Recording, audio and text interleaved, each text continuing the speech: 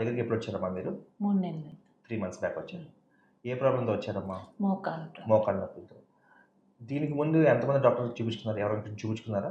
మోకాలుకి సంబంధించి అంటే మామూలుగా వేరే డాక్టర్లకు చూపించాను. అమ్మా దీనికి సంబంధించి కదా పెయిన్ వస్తుందని అదే చూపిస్తే మోకాళ్ళకి నొప్పి వస్తుందని చూపించుకున్నారు. ఏం చూపించుకున్నాను. చెప్పారమ్మా వాళ్ళు? ఇంజెక్షన్ ఇచ్చారు. ఏం ఇంజెక్షన్ అన్నారు?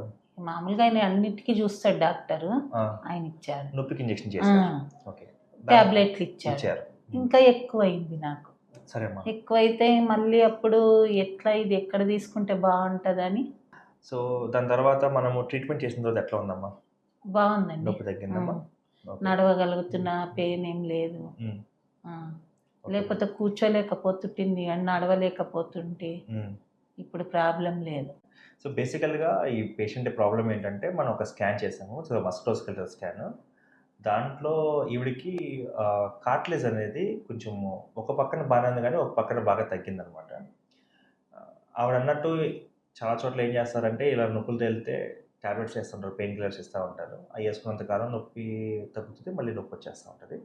మనం ఏంటంటే రూట్ కాజ్ని ట్రీట్ చేయడం అనమాట. అంటే ఏదైతే గుజ్జు మనకి డ్యామేజ్ అయిందో ఆ గుజ్జుని ట్రీట్ చేయడానికి మనం తన బ్లడ్లోంచి గ్రోత్ ఫ్యాక్టర్స్ అని సపరేట్ చేసి స్కాన్ చూసుకుంటా ఎక్కడ ప్రాబ్లం ఉందో అక్కడ మనం ఇంజెక్షన్ చేస్తాం.